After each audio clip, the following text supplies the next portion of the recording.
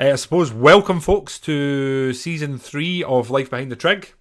We're going to sort of have a focus on this being pretty casual. We don't want to be one of those podcasts that sort of pump out an episode a week when there's sometimes nothing to talk about or talking for the sake of talking. So the plan is to have a sort of semi-structure, try and do one every fortnight, every month, or whenever we meet up or something's going on. But the episode today is going to be massively focused around the Rogue Invitational, which sort of happened weekend past. We were together up there, and we're going to sort of focus on that, and then a little bit of winter plans and winter training plans towards the end. Myself and Sinclair were both lucky enough to be asked there at the weekend with a whole variety of folks, and that's basically what we're going to sort of touch off on for this episode. Yeah, cheers, Kyle. I think if we just maybe start this episode as well by putting a big shout out to John Stewart and the Macron store Aberdeen. So pre-season, we reached out to Big John, Macron John, he gets called. And I think we both were aware of Macron just through playing rugby, Kyle. It's pretty good kit, and we were really fortunate in that he provided both of us with some really smart Life Behind the Trig kit for the whole season. And we then kind of pitched that to Glenfiddich, who sponsor the Grampian League of 13 or 14 Highland Games throughout the country. And it's looking like we'll all be in Macron kit for next season. So big shout out to John Stewart. And if you're ever after kit, whether it be Scotland kit, club kit, or Highland Games kit, reach out to the Macron store Aberdeen. Yeah, I've got to say, really impressed with the kit. I pretty much live in the shorts they gave us, and it's the sort of quarter zip. It's probably my go-tos. Obviously, there was a couple of undervests provided for Sinclair. He's an undervest fiend, but I'm not. You can't compete without an undervest. I'm not much a fan of an undervest. I like the t-shirt right against my flesh, whereas you like a protective I must say, of armor. I lived in my sleeveless t-shirts, which my wife Sarah hates, but they're a staple for cutting about the house as well. So yeah, I can't imagine why. At least, I mean, I run about with the t-shirts being out in the sun during the summer. I've got the arms like drumstick eyes, like drumstick lollies. You'll never have that problem. You're just cut off at the arms, right? Even when I don't train, I still train curls. But obviously been great getting the kit, and as you said, anyone interested, especially teams, etc., sure you can reach out. I'll put some details in the description and whatnot. But we were lucky enough to be asked if we could help out at the Rogue Invitational in Aberdeen weekend past. So that would have been, God, I'm going to have to check the date here, which should have checked before. That was, it was the 8th, 9th and 10th of November. I was only able to make the 9th just with the dates changing and shifting of what we were doing, but I know you were there the 9th and the 10th. A lot of organising we were there last minute. We were there for the Saturday and the Sunday. So basically, I mean, I think how it came about was that Bill Crawford, who runs Webster Worlds, is heavily involved with the Rogue Invitational, and he's been doing the commentary there for the last, I don't know how long, maybe up to 5 years. So we obviously knew that the Invitational was coming to Scotland, and I think Josh from No Fame Game had put a post on Instagram just saying it was great that they were celebrating Scottish strength, because they've been putting a lot on social media just with regards to stone lifting and the kind of history of strength in Scotland. And I just kind of said to him, yeah, great to see it come to Scotland, but it's just a shame there was no Highland Games involved. And I think that kind of triggered a bit of discussion. I think Bill was maybe already in the ear of Rogue about having some Highland Games sort of on show. But I know that Josh then linked with Bill, and within a month, basically, it was early October that I'd kind of messaged Josh initially, and within a month we had 25 people between throwers and helpers, which there were a good few there over the course of the 3 days, putting on some Highland Games demonstrations for the, I don't know how many spectators. I mean, I think in total each day there were like up to 25,000. But at any one time, I'm sure we had over 1,000 in the kind of foyer area watching us demonstrate some of the events. So it was great to be involved with. Yeah, I mean, we were sort of in the vendors' village as like I'm going to call us the main attraction. I think probably with the sport being quite unknown, they didn't want us anywhere near the main arena, which is fairly well, it's pretty fair on their part because if someone told me that they were going to be throwing medieval objects around through the air weighing £16 plus, I'd be like, yeah, I'd like to see this in a safer environment. So I don't know what the plans are long term. I don't know. There's loads of hopes and aspirations, but we were basically in the vendors' village. We had an area set up there. Again, everything was last minute, so I was quite impressed with what people had managed to sort of scramble together. And I think everyone's like, this is the thing. You had so many people with different opinions and mindsets that just sort of pulled together and mucked together to put the event on, which was great to see. And everything was sort of moving and changing even in the week build up to the Rogue. So it was great to see everyone just sort of pull in and sort of click things together and make it happen. Yeah, absolutely. And I think, like, thrower wise, we were really well represented in terms of everyone there throws as a professional. And I think a few people had made a real effort to get there from overseas. So we had Glenn Neese came over from Belgium. It was good to see Glenn again. I hadn't seen Glenn this season, so I knew he'd been on good form. Vlad, who kind of lives between Czech Republic and Scotland, on the men's side. We had big Matt McDougall. I think McDougall's Matt's second name. That was the first time I'd met Matt, and I know that they also have a podcast. Him and his mate have a podcast called Going Rogue.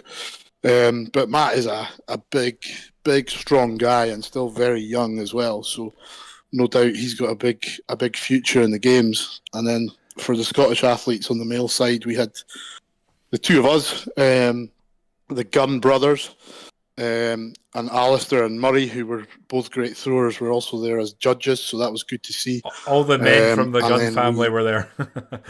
Yeah, almost. It was a gun family weekend. And then we had Greg Walker as well. And Greg had managed to sort out a lot of the equipment. So he took cabers from Drumtochty Highland Games. And then his dad is the manager at Fettercairn Distillery. So they also provided some prizes for the winners, which were Vlad and Christine. So there were also female throwers there. We had Christine. What's Christine's second name? I think it's Rothwell. Christine Rothwell, yeah. I think Christine's come second in Worlds maybe this year, but she was a great thrower, really, really good technician. Good to watch. And then Liz Elliott, who has been on the scene for a number of years, and was probably one of the original sort of Scottish games throwers on the female side. Obviously, there haven't been many games really up until this year. So it was good to see Liz get an opportunity there, and she was great when it came to talking through the events with the crowd and sort of telling them a bit about the history. But her husband, Neil Elliott, was also there, and you won't get a better storyteller than Neil.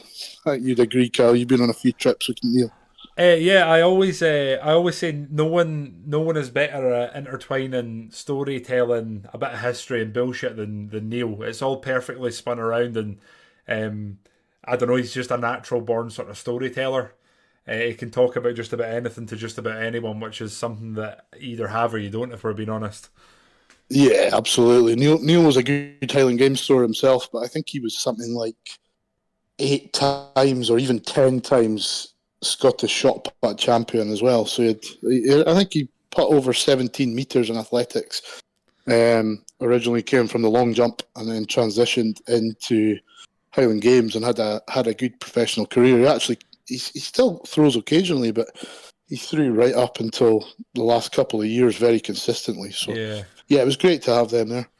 He's got a gammy elbow now, so I think he really struggles with a few of the events.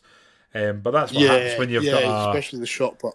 Yeah, when you've got a long sporting career where you've jumped around strength and sort of explosive sports, your joints are going to sort of take the toll of it, aren't they? Yeah, no, absolutely. And then you had Tommy De Bruyn sort of came out the woodwork. I didn't even realise he was going to be there, and the big Dutch giant, the big Dutch Sasquatch, as I believe he's coining himself. He was there. I didn't know.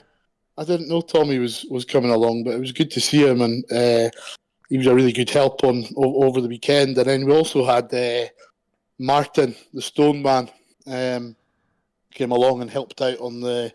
I think he was maybe there on the Friday. I wasn't there on the Friday, but he was definitely there on the Saturday, helping us with the 4 events or 5 events it ended up Yeah, being that we run through.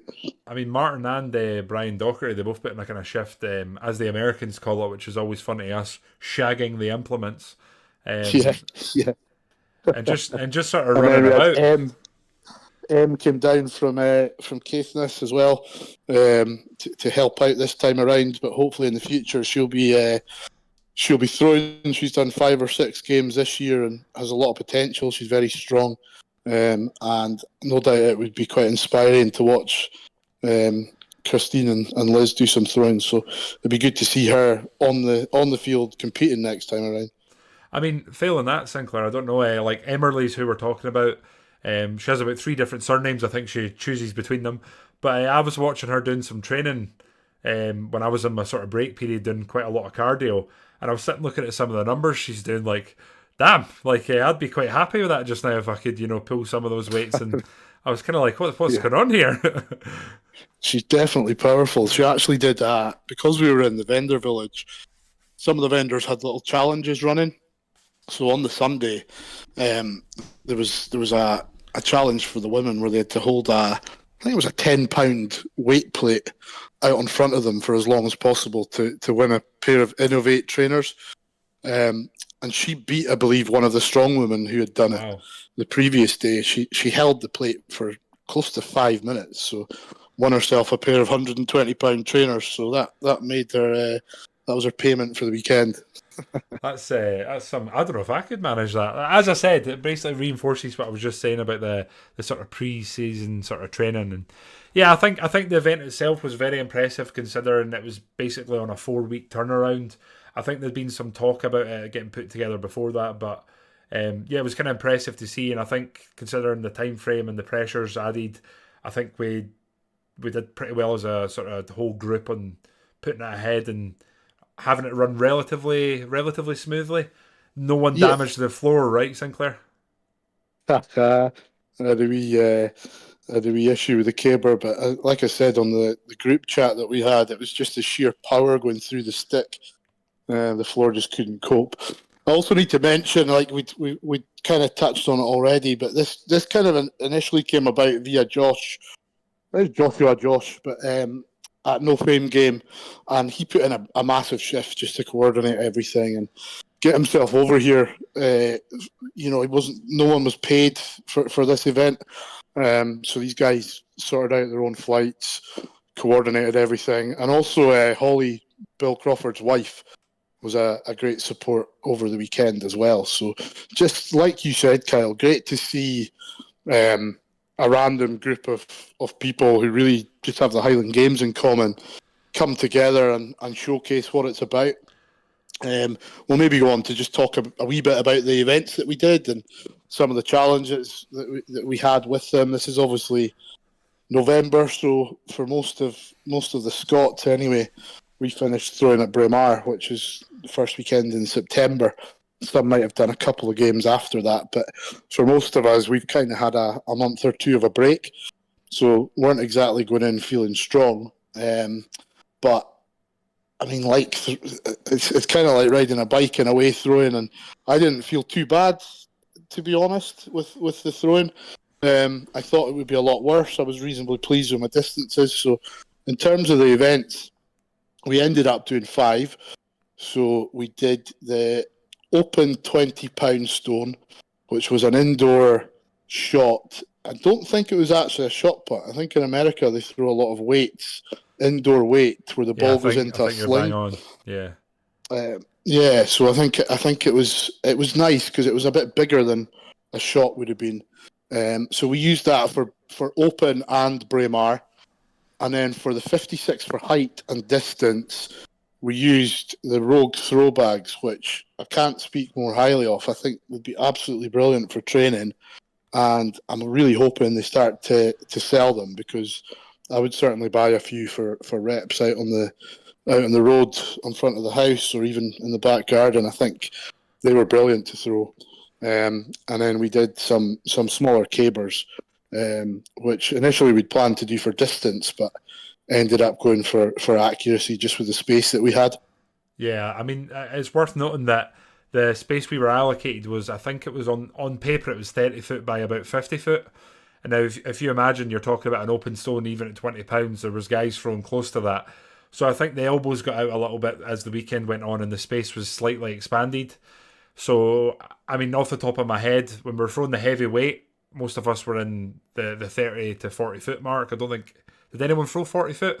We were. Don't think anyone cracked 40. I think part of the reason for that was just with the crowd were very close to us. Like, if you can imagine that we're throwing from a Trig, life behind the Trig, Hey. and we're in the box, but the spectators around the box were literally less than 5 foot from us. So they did say with a heavy weight for distance that we weren't allowed to do a 2-turn. So it was just a 1-turn throw for all of us. I think Big Matt threw close to 38 foot, which, to be honest, with a 1-turn and a sandbag is an impressive throw. Yeah. The rest of the pack, for the most part, were around 34 to 35 foot. I think there was a cluster of about 5 guys in there, and then a couple. Everyone was within the 30s anyway. Yeah, I don't think anyone was sub 30. It was interesting though because you've got your bag. The bag itself was pretty compact. Like I was impressed with it. The one thing I would have liked like a couple of weeks to get used to is just the handle. Like I don't know about yourself. I'm a hook gripper and I managed to hook pretty okay, but I didn't feel like comfortable with it. So it was hard to get round and actually give it like a nice pull. And I know a few of the boys were saying they couldn't hook it at all. I couldn't hook it at all. So I had 2 throws at like 32 foot, and then on my final throw, I heard Jamie Gunn chirping in the background that he hadn't actually been holding the handle. He'd been holding if you like, the side of the handle, the fabric. So on my final throw, I gripped the fabric with a hook grip, which meant it was really unbalanced, but I managed to get a wee rip on it and go high 34s, I think, which, to be honest, I was quite pleased with, especially with a 1-turn, because I know like you and a lot of others train 1-turns, whereas Big fan. I think I get quite a lot out of my first turn in terms of building momentum. So yeah, I was quite pleased with my throw. But yeah, I would love to get my hands on some throw bags, so hopefully that'll happen in the future. But yeah, on to the putts. How you Braemard further in your open, Kyle? So we were thrown on the. It wasn't quite carpet, but it was like just a flooring. We were thrown on that normal box setup where you're 7'6" and you're 9 foot, and then a Trig with wings. So we were thrown in there. I had my throwing shoes on. Hadn't really thought too much about footwear. I had my throwing shoes with me, my lifting shoes, and I had just trainers. And I was doing some standing putts and warm up. I was like, oh, this feels okay. The ball was kind of awkward because it was heavy but not massive. It wasn't like a huge ball. So it felt right enough. I went in, I thought, right, I'm doing a standing putt. I think pretty much everyone did a standing putt with their first throw, just to sort of get feelers out. So I did that. I did a standing putt for my second because I was doing some glide sort of practices and I was like, this doesn't feel too stable. And on my third throw, I went in and I actually did a glide. And my left foot was just sliding away from me as I tried to come round and actually sort of putt through. And I was like, So I think I think I was around 40 foot with the open stone. I just could not come through and hit it. I wish I'd maybe done a bit more throwing, or again, I'm sure with more preparation we could have a better throwing surface to work with. What about yourself? How did you get on? No, How it was did definitely you? strange. Did we do the open stone first? I think we did. We did, yeah. So that was an additional extra, so just because the crowd was good, and we got through things pretty quickly. Yeah. We sort of managed to squeeze in the Braemar then after. So for the open stone, I was pretty pleased. I think I went 42, which is either second or third. Vlad was on fire. He's obviously had a good, strong end to the season after his injury and missing Worlds. But I think Vlad put high 40s, and I was then in second or third. we were a couple inches in it. I honestly can't remember if it was second or third, but we were both at 42 foot. So a bit of a void there from 49 to 42. But yeah, it was different. I went with just a standard running trainer on the left and a grippier throwing shoe on the right. The I hybrid noticed system. we both throw with the Nikes, and yours were the like The shiny slick. ones, whereas mine are the matte ones. So that actually worked perfect. And if we were to go back and have the same surface, I wouldn't change anything there.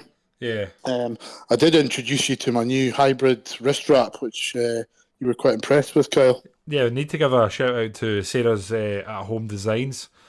Sinclair basically had asked his darling wife Sarah to MacGyver or Frankenstein. Correct me if I'm wrong, but two like wrist straps together into like one giant wrist strap. Yeah, I've been playing about for years with wrist straps, and I've never found something that I like. I was using the Chic one, which is really easy to put on, but I'm like riddled with OCD, and I didn't like the metal like bracket in it. It was winding me up. I then went to boxing wraps, which I found were either too tight or too soft, and then I found a perfect wrap, which is kind of in between a boxing wrap and a rigid wrap, and one just wasn't enough, so I got my wife Sarah to stitch two together on her sewing machine. She's not in any way a sewer, but for some reason she had a sewing machine up the loft, and I'm loving the new wrap because I think I went through about £100 of tape last season, which is not sustainable, especially when you're training. Well, here's one for you. The wrist strap I use for throwing. Daniel Carlin gave me one of his. He obviously had two. Daniel Carlin's a left-handed shot putter. I've thrown with him since I did athletics when we were both teenagers. We were in Kyrgyzstan doing the games, and I didn't have a wrist strap. It was like, oh, here, try mine. I don't use the right-handed one anyway, and I still use it to this day. Although I would say that this season it's sort of starting to lose its hold and grip, if you will. So I'm kind of toying with the idea of getting a new one. But that's what I was using. Yeah. It sometimes comes off during throws, which is probably the most distracting thing possible. But I was impressed with Sarah's handiwork. And is she doing commissions, Sinclair? I was going to say the patient's performance line will be out for next season. Don't worry about that. Dan Carlin was actually at the Invitational. It was good to see him because he announced his retirement at the end of this season. He's not big on social media or anything, but we've thrown with Dan for years, and he kind of said towards the end of this season that he thinks he's finished, which I don't believe. I think he'll be back. But he was there having a few beers and watching the strongman and the CrossFit. So it was good to see Dan. Yeah, I think his retirement's a bit pensive. I don't think he's going to sort of fully commit to it. I think it would be a waste of talent and someone that's been a real name around the games. I think he'll still be there. I'll certainly be trying to put some pressure on him in a good way to continue his involvement. Yeah, no, it'd be good to see him. He was a great shot putter, Dan, as well, and then he had a wrist injury. But he's still a guy that's good for 50 foot on a good day. So, I'm fairly sure he's in the top 10 Scottish shot putters all time, if I'm not mistaken. Yeah, I'm sure when he was very young, like 21, he put about 17.5 metres, and he was all set to go to the Commonwealth Games. He did go as a junior athlete to the Junior Commonwealth, I believe. Yeah, in and Delhi, I then think. he was all set to go to the seniors in 2014, and he had a bad wrist injury. So maybe that's not the best wrist wrap, Kyle. No, I've never thought about that. I've never dissected. Now you're planting the seed, eh? Playing mind games. But no, that was the open stone. We then, if we just go straight on to the Braemar, again, I think we all had more of a feel for the shot by the time the Braemar came around. Yeah, I think it's also worth mentioning. But actually, we'd had a break. We had like a 2.5 hour break between the heavyweight and the open stone. I think it was. We then had weight for height as well, didn't we?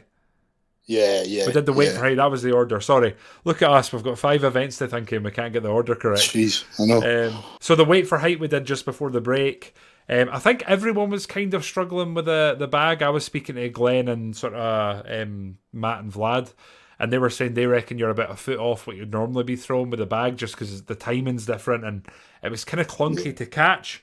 Again, one of those things, if you had a few weeks working with it, I think you'd be clicking, if that makes sense. But I think we started at 12 feet. 12 foot, and then went up all the way to, I think, the boys, I think Glenn and Vlad were pulling at 17, Yeah, it was 17 or which was impressive. 17.6, right? Yeah, it was impressive with that. Um, I felt all right in the weight for height. It just didn't go over the bar. Oh, um, you were but you were looking pretty I did good a for lot it, of work. like. Yeah, I did a lot of work in the off season on the way over the bar, which I've never really done, and I transitioned over to the hook grip, which I was really liking, and not that it's big in any way, but I probably hit 15 foot 5 or 6 times this season, which is good for me, you know. And I felt quite nice with the bag, but like you said, it was just difficult to get your bearings there. We had traditional stands which we got from Aberdeen Highland Games. They didn't run this year with bad weather, so we reached out to them once we kind of had it confirmed that this was happening, and they were really kind in donating, or not donating, but lending us their weight over the bar stands and a couple of cabers. So um, I think moving forward, we'd probably want something just a bit sturdier, or even something coming down from the ceiling for that indoor venue. But it was quite nice to have those stands there because there's a bit of history behind them. They've been at the games for a very long time, and they did the job, didn't they? Oh yeah, I mean, if you think some of the people that have thrown against those stands, you know. But Yeah, talking through the competition, I think we started at 12 and then it just jumped up a foot at a time. And I think basically the entire Scottish contingent was out at either 14 or 15 feet. I know 15 foot, I can only speak about myself. My first pull, I think I was straight up in front. The second, I wasn't anywhere close to the bar. And then my third one, I went over it and the handle hit it, which I felt like came from nowhere because I'd basically just reserved myself to, it's November, you're not in throwing form, you're not going to get 15. So I actually walked away disappointed not to have got 15. yeah, yeah, and I think that kind of took us all by surprise. And there was chat that the bags are heavy as well. Vlad and Glenn said they'd been weighed the day before and they were 58 pound. But we did find that with the higher throwers, as the event went on, um, the bags were losing some of the lead shots. So I think as the competition progressed, they were maybe getting slightly lighter, but nothing that would have too much of an impact. So, Matt had a fair pull on him as well, didn't he? oh As you yeah. said, he's a big, strong guy. I'm, Just raw power. I mean, I'm reading between the lines with what you're saying, and basically what we're saying is that we were throwing 56 plus pound bags, and as it got to the point where the guys were throwing 16, 17 feet, what we're saying is the bag was too light, yeah. That's how it So works, yeah, isn't it? my timing was off. That's exactly what I'm reading between the lines. But yeah, the weight for height, I think it worked well for the time given. And I think, again, if you have a full year, I bet Rogue would come up with some sort of setup that would probably be quite impressive if given the task. Yeah, well, they seem to have some great equipment. And I think if this becomes a mainstay, like there was chat that it's potentially going to stay in Scotland for another year or two, and it would be good if the Highland Games travelled with the Invitational. So I'm sure if it becomes something that's more regular, then we would get a more permanent structure that we could easier adjust the heights on. But yeah, I mean, for this being pulled together within a month, I think that worked really well, to be honest. Yeah, and then we did the weight for height, and then we had a sort of 2.5 hour break. I'd had the intelligence slash, let's be honest, fat bastardness, if you want to call it that, of doing some meal prep. So I'd brought a tub of rice with some sesame oil and sesame seeds through it and just some salmon and pepper. So I went and wolfed that at the car, and I think you all realised how hungry you were. So Yeah, we were on the £10 a pop hot dogs, which wasn't ideal in terms of performance. But to be honest, it was a demonstration, and we all had a good time. So hot dog did the job. Yeah, it's one of those things. We took the break, and then I think everyone came back, and I was in agony. I'd started pre-season this week, so I was pretty sore, and I think the break did more damage than good to me. But when we came back, we ended up doing the caber, and it was quite a I was nervous and sweaty in the caber, not just for myself, Ron, but for everyone, because what was basically happening due to the space available, we had like a designated area where you had to pick up the caber, sort of ready yourself, and then you had to take like, I don't know, maybe 3-4 steps back, and then you had that size of an area to run with it and get some momentum up.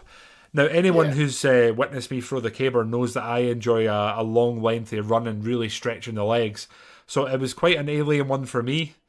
But I picked it up and again managed to toss it the first time, and I felt like I was getting more confident as I went on. And pretty much everyone there is pretty safe with a caber. I think if anyone was thinking, "Oh, this I don't feel safe with this," they just didn't go again. And I think everyone tossed a small caber. Is that right? I can't actually remember. No, I don't think Sean and Greg tossed the small Ah, caber. right. Um, but if you didn't toss the small caber, you didn't go on to the bigger caber.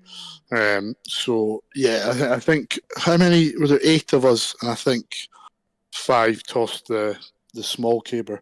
So 5 then went on to the big caber, which I mean, it wasn't a big caber, but it was quite challenging within that small area. And given that you literally had a 2 meter run up, but I only ever take a 2 meter run up, so I was all right. Yeah, it was I was quite pleased with definitely my caber. it was definitely a bit more alien to me. Like I like I like shunting it behind me and then running and then sort of flipping it in front of me, which I'm going to work on Yeah, changing that over the winter. But it definitely was not designed for me to do well with my yeah. current technique. And there wasn't No, even a large. it was definitely a different challenge. But as I said, I quite enjoyed it. You're almost trying to Braemar the caber. So That's a great description there. I like that. yeah, Braemar the yeah. caber. But yeah, Um, we did that, and then the caber was fairly. I think it was quite a shootout. There wasn't like masses between everyone. But again, it was more about doing the caber safely. That was the danger event. Once that had finished, we were lucky enough that the Sean and I basically had the Grampian or the Glenfiddich dinner to go to at night, and we were probably going to have to shoot out early during the last event. So we were lucky enough that the organisers, sort of Bill and Josh and Alistair and Tommy, decided that they'd do the Braemar straight after the caber. Plus, we must have yeah. had a couple of thousand people watching the caber, so it was sort of time.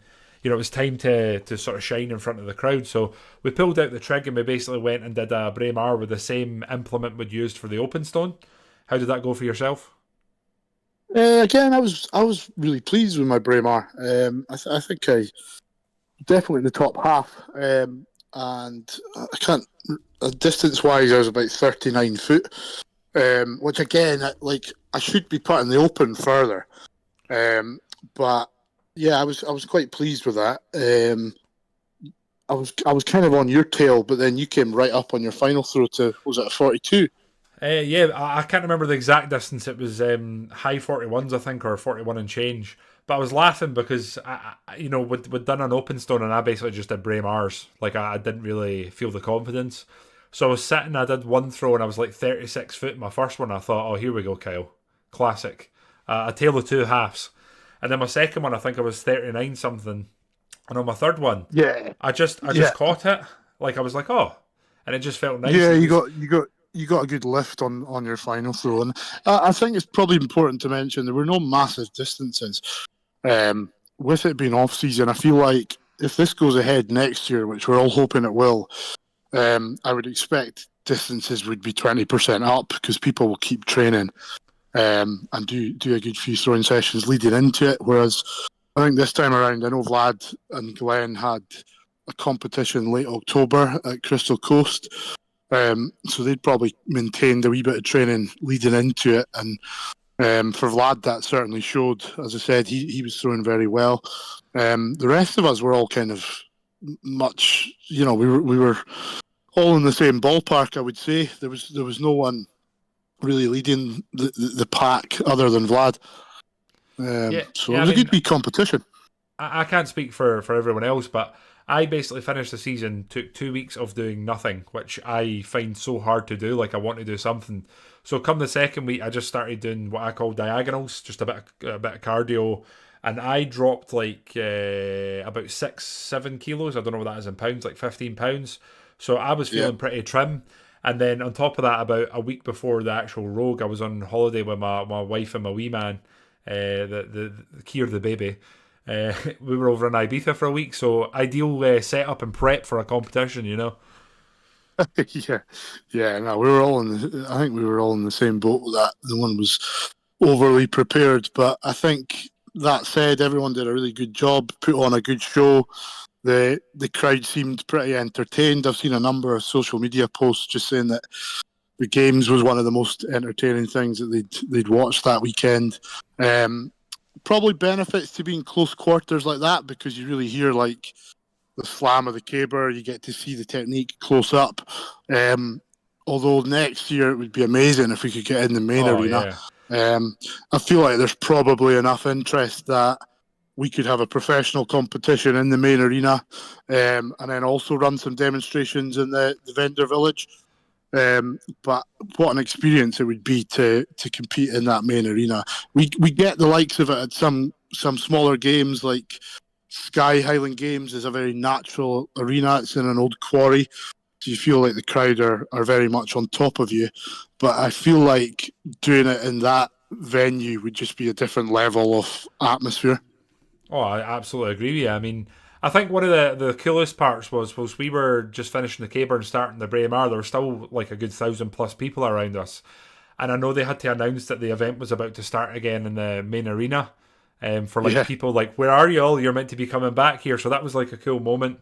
But yeah, I think the main arena would be amazing if it was to go ahead in there. I think it could really be turned into something, and I think it'd have interest. I know I'd certainly be interested next year. I imagine you also would be. And yeah. you're absolutely correct. I'd have done more prep than one throwing session a few days before, and I'd literally just started my winter training, which I suppose it's a great time to maybe transition on to what's your winter plan, Sinclair? What are you doing this winter? Anything different? Changing Um, anything? yeah, well, as you know, I always kind of swither off season. I love the strength training stuff, but I figure getting older, I need to focus more on throwing. Um, as I always say, I need to sharpen up. I did last off season, and then feel like I just put weight back on during the season. But my goal is just to get as fit as I possibly can. Really, my strength is always going to be there, so it's going to be less about heavy stuff, more about explosive stuff. And I've kind of set myself a wee goal of doing the Scottish indoors and the shot put, which means a change for me from the modified South African or front on technique into the full rotation. So I've got 3 months now to really focus on that, and I won't do too much else in terms of throwing. I'll keep swinging the hammer, do a few line drills with the weights, but my main focus is just going to be on that full rotation. And my lifting will reflect that in that I'll be doing just explosive lifting over the next 3 months. Depending on how I throw at the end of January, I'll then kind of reevaluate things and see if I need a real strength block or not. But if I'm feeling good, I'll probably just continue that type of training into the season. So yeah, pretty simple plan. Yourself? I basically have done a cardio block, or it was sort of 6 to 8 weeks that I sort of just wrote myself. I've done it before, but I followed it a bit more stringently than I normally would. So I would go out and just run for 15 to 20 minutes doing diagonals. It's just fartlek training, and that Yeah, kind of worked. I've dropped the weight, was feeling fitter in myself. I started strength training. It was last week. I only managed to do 3 of my 4 sessions because come the Thursday, I was ruined. I've actually asked Tom Soroka, well-known, well-kent face, as they say in the States, has done Highland Games for quite a few years and dipped his toe in several other sports. Kind of want to get him on as a guest. We'll just need to try and make that happen. We'll see. But I asked him to write me like a pre-season fitness type thing, so I wasn't thinking about it and just something totally different. So I've done more exercises. I've had to Google and check what the hell it was than I've ever done before. But I'm on week 2 now, starting to feel good. It kind of hurts, but like in a good way. Like it's getting slowly easier. So I'm going to do that for 4 to 6 weeks, and then I'm going to look at. He did put some strength stuff in. I'm probably going to do that and mix it up with the programs that Chris Beetham gave me before. And I was yeah, speaking to Chris about maybe getting some strength blocks made up or just refreshed from what he wrote me a few years ago. He's obviously a busy boy now, but that's my plan. And I'm going to throw once a week in November, probably twice a week December, And I felt kind of inspired by you, Sinclair. Not for the first time. I think I might end up trying to enter the Scottish myself. So you never know. Oh, head to head, We head to could head. have an athletics themed podcast, and you never know. We could be on the old head to head. Although my glide's a Absolutely. lot. What's at stake? If it's you versus me, what's at stake for this indoors? Oh no, you've put me in the spot here. Maybe one of your wife's throne straps. That would You benefit get me. that after. Yeah, but I don't know. We could probably do something, make some sort of wager. But I only did one indoors competition previous winter, and I wasn't really expecting much. I went out and I threw like a lifetime PB in athletics at like 16 meters 30. I was sort of like Yeah, so dumbfounded with it. over 52 foot. Yeah, and then I came out this Highland Games season thinking, oh, my putt's going to be great. I only equalled that twice, so my shot put Yeah, was a bit all over the place. it's strange. It's strange. I mean, like I said, I've been modified South African front on for I don't know the last 15 years, but occasionally in Scotland we throw amateur games which do have circles, and the last 2 years in a row, my season's best putt have been from a circle with a full rotation. So I'm going to use that as encouragement and just for once just keep drilling it and sticking with it, because I've done it in the past where I'll go 2-3 weeks and then take a front on throw at the end of the session, and it always goes further. So I'm going to try and convince myself not to do that this year and just commit to the rotation. So I think it'll be fun. Well, that's the glory of the glide. You don't even need the 7'6". You can fit it in a 7 foot sort of area. Yeah. It's just the same for me. So I'm looking forward to it. I'm going to get a bit of consistency in. I've had the luck of throwing indoors for years, but the Grangemouth Stadium appears to be shutting down. So I'll be losing that after this winter, which will be a sore one, but we'll see what happens. But yeah, I guess our plan is regular podcasts. We're not sticking to like a schedule. And as always, we welcome any topics, questions, anything you folks want to discuss. If there's even any fuel for thought, please feel free to chuck it on the fire, and we'll do our best to entertain it. I don't think we're going to put a timestamp on how often these are coming out, but I would expect them in the next few months, right? Yeah, absolutely. And as you've touched on, we are keen to get guests on. So if you're a thrower and you fancy coming on the podcast, just reach out to us and we can have a chat and see about making that happen. And then I think just to wrap up this one, a big thanks again to everyone who pulled together to make the Rogue Invitational happen. I feel like it was a real success. It showed the Highland Games really well, and fingers crossed we'll be there next year. Yeah, I completely agree with you. I think I probably didn't do much mucking in myself, just with it being so last minute, and I honestly don't live too nearby, and I probably could have done more, and I'd certainly hope to lend myself more to it if I can. But I think everyone did amazing. I think the sport and the show that was put on overperformed the boundaries that were set in it, and I think it was a very good fight from our corner for it to be hopefully at least there again, if not on a bigger stage for next year. Yeah, absolutely. Absolutely. I think that's us for this one, Kyle. Yeah, other than that, please feel free to chuck us some suggestions, etc. And I suppose we'll wrap up and we'll catch you in the next one, folks. Cheers.